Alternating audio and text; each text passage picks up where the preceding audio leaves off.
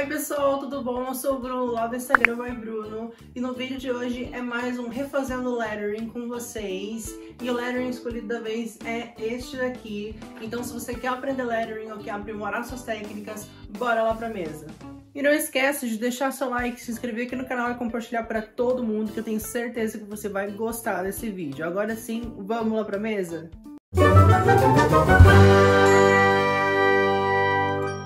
Então vamos lá, essa aqui é a arte que eu escolhi, é da @negrali.lettering. No geral, eu gostei da arte, ela tá muito bem feita, eu gostei da escolha das letras, tá bem equilibrado, ela soube dosar bastante a quantidade de informações.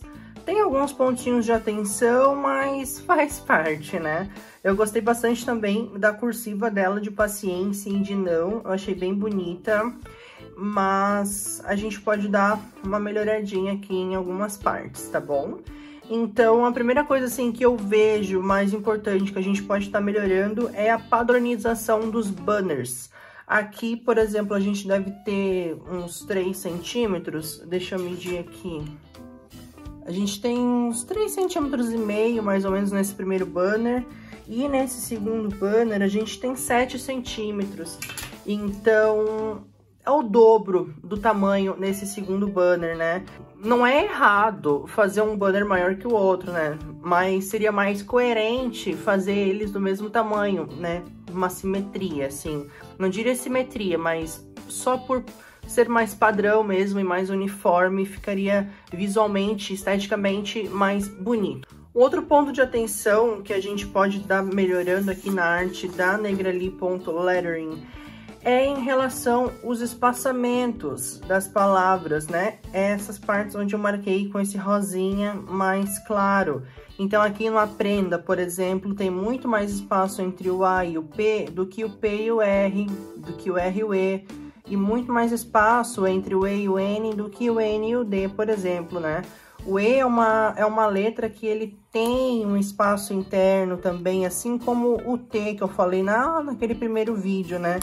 Então, a gente não pode levar só em consideração o espaço literal entre as letras, né? A gente tem que levar em consideração o espaço interno. Então, não é só esse pedacinho aqui, né? Tem todo esse aqui de dentro que a gente tem que levar em consideração. Mas é super normal de acontecer isso, porque são realmente detalhes que podem passar despercebidos. Mas, Bruno, como que eu sei o espaço certo entre as letras? O espaço entre as letras, ele é definido pelo espaço interno das letras. Então, utilizem essa referência, essa base, que o espaçamento, a blocagem de vocês vai ficar bem melhor, eu tenho certeza. Um outro ponto que eu percebi aqui também de espaçamento não é só nas letras blocadas, né? Tem aqui uma incoerência nas cursivas também, né? A cursiva é um estilo de letra bem mais complicado, bem mais complexo de se definir o espaçamento, porque são letras que têm mais movimento do que as blocadas, que são literalmente bloquinhos, né? Então a gente consegue enxergar esse espaço negativo com mais facilidade. Na cursiva, se a gente traçar também o espaço negativo, a gente vai ver que sim, tem alguns pontos que a gente pode estar melhorando e padronizando. Aqui na palavra não, por exemplo, o espaçamento tá ok, né? Tá relativamente padrão. Olha esse espaço interno aqui do N, tá mais ou menos condizente com o espaço aqui de dentro do A e do O. Se bem que o O, ele tá um tiquinho maior do que o A, mas detalhe, o que importa é que o espaçamento entre as letras tá ok. Um outro ponto que eu percebi que a gente pode estar melhorando aqui é em relação ao preenchimento da composição, né? Quem me conhece sabe. Aliás, se você não me segue lá no @bybruno, me segue lá, tá? Eu não gosto muito de espaços em brancos no lettering, né? Então aqui eu, por exemplo, colocaria um coração, aqui eu preencheria com uma estrela, bolinhas, um ornamento. Então eu utilizo alguns adereços para preencher esses espaços, né? Não que isso está errado, é mais gosto mesmo. Tem gente que gosta de uma composição assim mais limpa, eu particularmente já não. Mas, como eu disse, isso não quer dizer que esteja errado, é só gosto mesmo. Aqui de roxinho eu pintei todos os espaços internos das letras, as contraformas, né? E isso a gente também tem que prestar atenção não só no espaço negativo entre as letras, mas o espaço dentro das letras, né? Por exemplo, esse P e esse R, eles estão relativamente bem equilibrados. Eu diria que tá ok o espaço interno entre eles. Esse A e esse outro A, esse A aqui tá um tiquinho maior do que esse aqui. Esse aqui ele tá mais condensado em relação à largura. Esse aqui tá mais largo, mas a barra desse aqui tá mais para cima e a barra desse aqui tá mais para baixo. Então, ficou um pouquinho desproporcional. O espaçamento aqui de dentro do D, ele tá relativamente ok. Ele tá um tiquinho maior do que as outras letras. Aqui em paciência, o P tá um pouco maior do que o A e esse A aqui tá menor do que esses outros dois. Quando a gente faz o P, esse bojo do P, ele é relativamente proporcional ao bojo do B, do D, do A. Então, a gente tem que usar a proporção de outras letras também para ficar mais uniforme. Aqui, como eu tinha falado antes, o espaço interno da palavra não. Esse O tá um pouquinho maior do que o A. Aqui na palavra pode, o O tá maior do que o D. Então, a gente tem que dar uma equilibrada aqui. O P tá pequenininho também, a gente podia aumentar um pouco o tamanho desse P. Esse E eu gostei bastante dele, ele tá construído de forma correta. Na palavra mudar, o espaço aqui do U tá maior do que o D. E o A, ele tá mais ou menos proporcional ao R, o R tá um pouquinho menor. E basicamente é isso em relação aos espaços internos. Esses traços verdes que eu fiz aqui, eles representam os eixos, né? Existem dois tipos de eixo. Existem os eixos humanistas, que são as letras inclinadas, e existem os eixos racionalistas, que são as letras eretas. Então, qual estilo de eixo eu vou levar para minha letra? Tanto faz. Eu particularmente gosto mais do eixo humanista, mas tem gente que gosta mais do eixo racionalista, como por exemplo aqui. Mas só que as letras, elas não estão todas retinhas, elas estão variando um pouquinho o eixo, tá? É normal disso aqui acontecer também, mas a gente tem que tomar cuidado na hora até de estar blocando o espaço para fazer a cursiva, de repente traçar algumas linhas assim, né? Pra gente conseguir fazer todas as letras acompanhando esse movimento dos eixos, né? Assim a gente tem uma linha de referência. E depois, se a gente traçar as linhas aqui dos eixos, todos eles vão estar na mesma direção. Um outro detalhe também, que é a questão de gosto, é que particularmente eu não gosto muito de deixar esses cantos das letras pontiagudos. Eu prefiro deixar eles assim, mais quadradinho. Mas é uma questão de gosto e, enfim, as letras feitas com a ponta quadrada, elas são inspiradas na coluna de Trajano. Então, por isso que quando a gente tem esse mantra, né, do sobe fino e desce grosso, ele se aplica só nas letras cursivas, né? Numa letra de forma, por exemplo, a gente consegue fazer com brush pen, mas só que esse sobe fino e desce grosso é só para as cursivas. Nesse caso da letra de forma, com diferença de espessura, a gente utiliza a coluna de Trajano como proporção, né? Que é um estilo de letra feita com a ponta quadrada, então geralmente a gente utiliza uma pena. Esse estilo de letra, ela varia com contraste de translação pelo ângulo, enquanto aqui a gente muda diferença de espessura com a pressão, né? Conforme a gente coloca a pressão na brush pen, ela faz o traço mais grosso e quando a gente tira, faz mais fino. É o contrário aqui na caligrafia de ponta quadrada, que normalmente as letras são construídas no ângulo de 30 graus, né? Então, eles são construídos nesse ângulo aqui. E a gente define mais ou menos as letras todas no ângulo de 30 graus e a gente vai construindo. Então, a diferença de espessura da caligrafia de ponta quadrada, ela é dada pelo contraste de translação. Então, se a gente pegar um alfabeto da coluna de Trajano e analisar todas as letras, a gente vai perceber que sim, tem uma variação de espessura em todas as partes das letras. E por isso que essa parte do A é mais fina e essa aqui é mais grossa. Eu vejo algumas pessoas também fazendo o O na letra de forma dessa maneira. Desce grosso, sobe fino, mas esse estilo de letra ele não é aplicado na coluna de Trajano.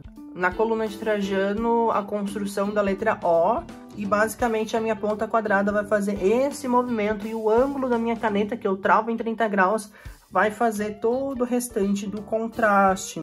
Então, na coluna de Trajano, né, nessas letras mais tradicionais, a letra O, ela tem espessura nos dois lados.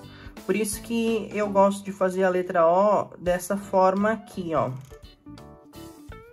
Às vezes eu até puxo uma pontinha pra cá. Eu geralmente coloco espessura nesses dois lados da letra O. Bom, e basicamente é isso, né? Até fugi um pouquinho aqui do refazendo lettering, expliquei um pouquinho de contexto histórico para vocês se situarem. Eu peguei aqui a minha pena, que é só para mostrar para vocês que é com esse objeto aqui que a gente faz a caligrafia de ponta quadrada. A gente molha na tinta, trava aqui em 30 graus e a gente vai escrevendo todas as letras.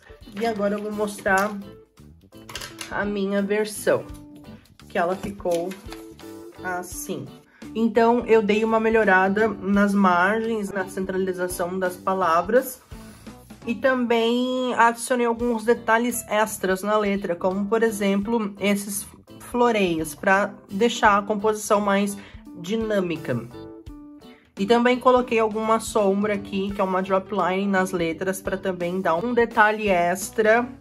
Aqui na palavra paciência, ela fez colorido. Não está errado utilizar cores no lettering, mas particularmente eu gostei e achei mais coerente nessa arte aqui colocar só uns pontos, só uns pontinhos de cor, né? Que no caso eu escolhi o amarelo, porque o amarelo é a melhor cor do mundo, entendeu?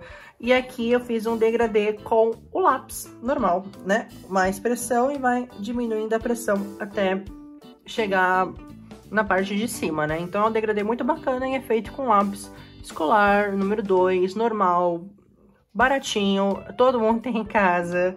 Então é um exercício bem bacana também e fica um resultado muito bonito, né, gente? Bom, melhorei aqui um pouquinho o espaçamento da palavra prenda, paciência, a do não e do pode e do mudar. E eu também mudei essas letras aqui, que ela tinha feito cursiva. Eu, na verdade, decidi fazer elas em letra de forma. Particularmente, eu não sou tão fã da cursiva. Eu faço ela, mas eu prefiro mais a letra de forma atualmente. Eu já tive a minha fase da cursiva. Então, como aqui já tinha cursiva, fazer mais essas duas partes, ficar tudo cursivo aqui, poderia ficar um pouco confuso. Não foi o caso dela, mas nessa arte eu achei melhor fazer as letras dessa maneira, né? Eu também corrigi aqui o espaçamento da palavra não e da palavra pode. Mantive aqui o pontilismo na palavra mudar e aprenda como ela tinha feito, que ficou bem bacana também.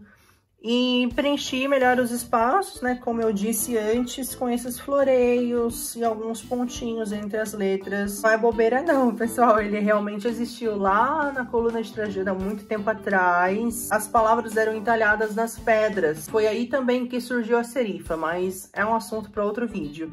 E as letras, elas eram separadas. O espaço, a gente, por exemplo, quando tá digitando alguma coisa no Word, a gente dá o espaço para separar uma palavra da outra.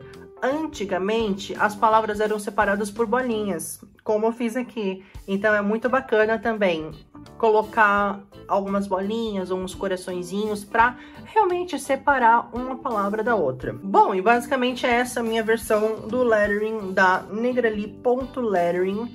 Ela fez um excelente trabalho, amei a versão dela, mas como eu disse, sempre tem alguns pontinhos para prestar mais atenção e dar uma melhorada. Se eu olhar esse lettering daqui a algum mês, eu vou querer mudar tudo nele, então é normal, mas é muito importante que a gente exerça esse olhar tipográfico, esse olhar crítico sobre a nossa arte, para sempre estar em constante evolução no nosso estilo, na nossa técnica e aprimorando também algumas partes da nossa arte. Então é um exercício bacana, por exemplo, você fazer um lettering hoje, estamos em fevereiro, pega esse mesmo lettering em abril e refaz ele. Em 2 meses dá para evoluir bastante. Porque se a gente treinar todos os dias e manter uma constância no treino, eu tenho certeza que a gente vai evoluir e vai melhorar a nossa técnica. E, consequentemente, o nosso estilo vai ficar bem mais bonitão, né? Mas é isso. Eu espero que vocês tenham gostado desse vídeo. Mas antes eu quero mostrar os materiais que eu utilizei para fazer esta arte aqui. Bom, para o rascunho eu utilizei esse lápis aqui, Officiello. A borrachinha, eu utilizei essa borrachinha aqui mesmo. Eu utilizei a brush amarela para fazer os tons amarelos. Utilizei a brush cinza para fazer esses floreios. E utilizei também as canetas finalizadoras da Molin para fazer os contornos. Então, basicamente, foram esses os materiais que eu utilizei para fazer essa arte aqui, certo, pessoal? Então, é isso. Eu espero que vocês tenham gostado desse vídeo. Não esqueçam de curtir, comentar sugestões para próximos vídeos. Conta aqui também o que vocês acharam. Conta aqui também se vocês gostaram desse vídeo. E é isso, pessoal. Até a próxima semana com mais um Refazendo Lettering. Tchau! Conheça todos os lançamentos da Molin e aproveite para nos seguir nas redes sociais.